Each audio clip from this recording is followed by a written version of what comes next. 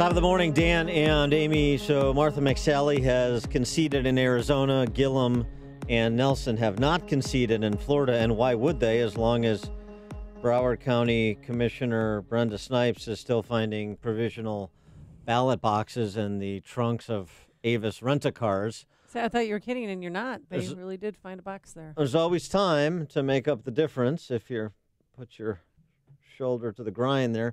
Martha McSally releasing this video concession with her golden retriever. Hey everybody, I just called Kirsten Sinema and congratulated her on becoming Arizona's first female senator after a hard-fought battle. I wish her all success as she represents Arizona in the Senate. And I also want to say thank you to everybody who supported me in this campaign, my staff and volunteers and everybody who voted for me. I'm so grateful for you as my wingman and my wingwomen in this journey. We sure wish it came out with a different result, but I'm so thankful for you. As I traveled around this state, I was so inspired by the many people that I met. And I am convinced Arizona is the best state in the country, and our best days are still yet to come, and I'm going to continue to pray for our success. Thank you so much. I got to tell you, I didn't see that coming. And last night, Kirsten Sinema, first, do I want to say it or do you? Bisexual female senator from the state of Arizona.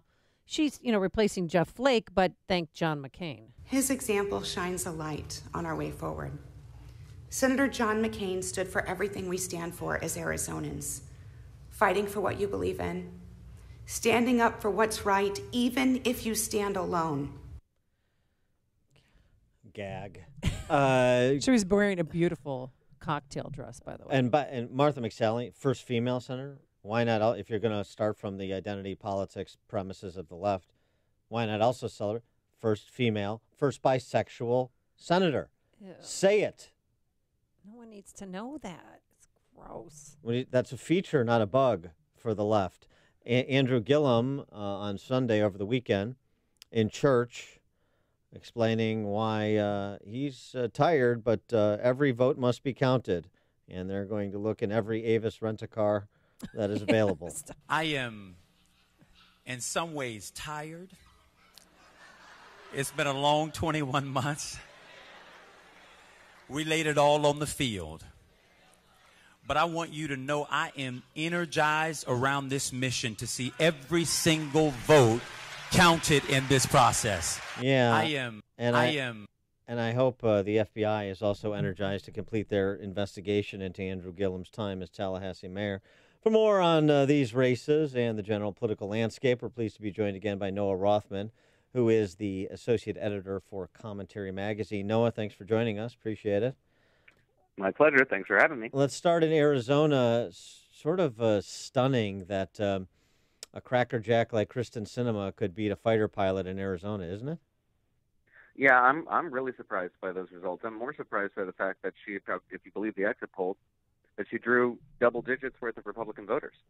Despite the fact that they turned up all that information about her, sneering at her state, sort of mocking her state, sort of being depressed by her state and embarrassed by her state, and the extent to which she had generated quite a bit of antipathy among Republicans. It didn't seem to matter for at least that many Republican voters who put her over the top. I mean, it's without a doubt she would not be a senator today if it weren't for Republican votes. And the GOP has some soul searching to do there. We can't wish that away. We can't look at those voters and say, well, we don't need you guys. No, you do. Yeah, well, and that's going to be a real problem. Well, that's the point. Doug Ducey, the governor, won by 16 points. So it had to be Republican. But why were Republicans, why did they turn to Kirsten Sinema instead of Martha McSally? I mean, it's anybody's guess, frankly. I don't have the right answer there. I think there's probably a multitude of reasons for it. One of the issues I think probably came to the fore late in the campaign, in which Martha McSally wrapped her arms around the president around, was the border issue and the caravan. And I don't know the extent to which that drove up Republican turnout. It probably was significant, but it also drove out voters who are disinclined to support that sort of thing on both sides of the aisle, Democrats and the few Republicans who don't think that that's a good message. Yeah, but it's, I guess there was more of a embrace, as the word goes, of McSally with Trump. But then you saw big turnouts in other places like Ohio, like Missouri, like Florida, and particularly Ohio and Florida, And that was to the benefit of the statewide Republican candidate, DeWine in Ohio, and it still appears Scott and DeSantis in Florida.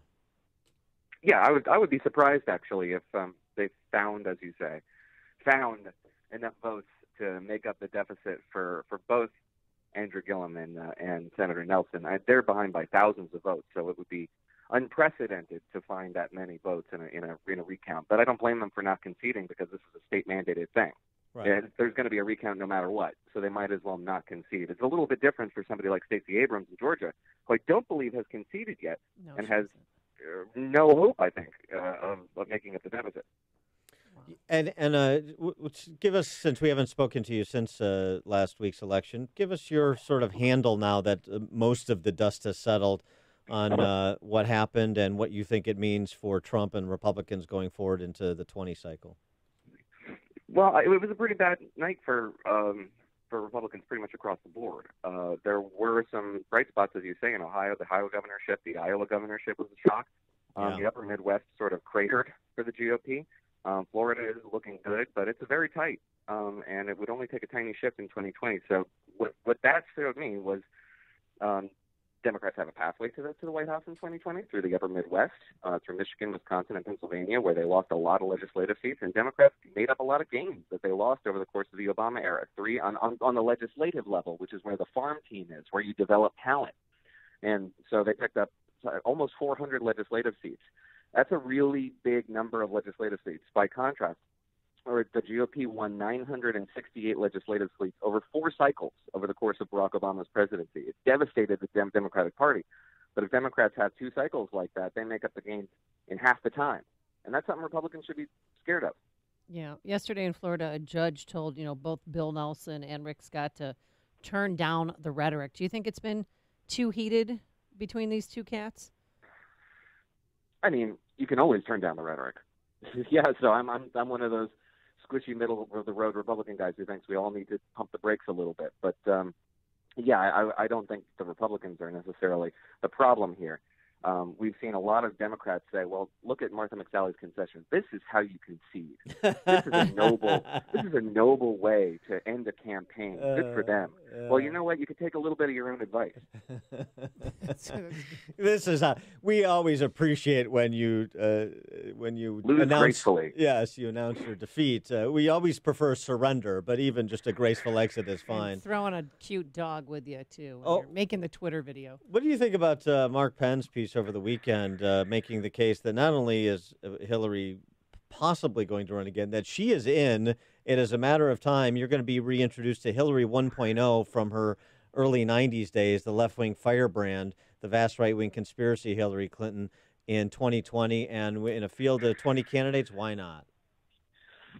Yeah, I don't know what to make of that, honestly. Mark Penn is close with Hillary Clinton, though they haven't been working together, as far as I understand, for a decade. So That's one of those things that you could take it with a grain of salt. I have no doubt that she wants to run again, so I'm not saying that this isn't a float. It really could be a trial balloon, but she shouldn't, because I don't see much of an appetite on the Democratic Party side for her candidacy. Although she definitely wanted to run. And were you surprised how she was noticeably absent during the final days before the midterm elections? I mean, you had everybody, Eric Holder, Elizabeth Warren, everyone you can imagine, and she and Bill Clinton were nowhere to be found. Yeah, well, Bill Clinton isn't wanted on the campaign trail. That's one thing. I mean, Hillary Clinton does have a presence if she wanted to go out and be a feature of the Democratic Party's future. She's not as unwelcome as Bill Clinton is. Bill Clinton is persona non grata now, and entirely as a result of the Me Too moment, which is ironic, long overdue. But, his star has faded dramatically, and he knows it. Jared Nadler, the incoming House Judiciary Committee chairman, says that the appointment of Matthew Whitaker as acting AG is prima facie evidence of this ongoing obstruction of justice conspiracy being orchestrated by President Trump. Nancy Pelosi is talking about using subpoena powers strategically. And Maxine Waters is announcing that she's going to stick it to banking and insurance. Any concern that the Democrats won't overreach per their victory on Tuesday? They're almost certain to overreach. But I'm not sure the extent to which that's going to matter politically. I have yet to see evidence that that Democratic overreach is going to hurt them in the Trump era. But we will see. I'm not convinced that they won't shoot themselves in the foot. They have a tendency to do that. But as far as the Matthew Whitaker thing, the notion here that he's going to starve the special counsel, as he said he wants to do, by the way, is something I think we have to wait for evidence of before we indict him over it.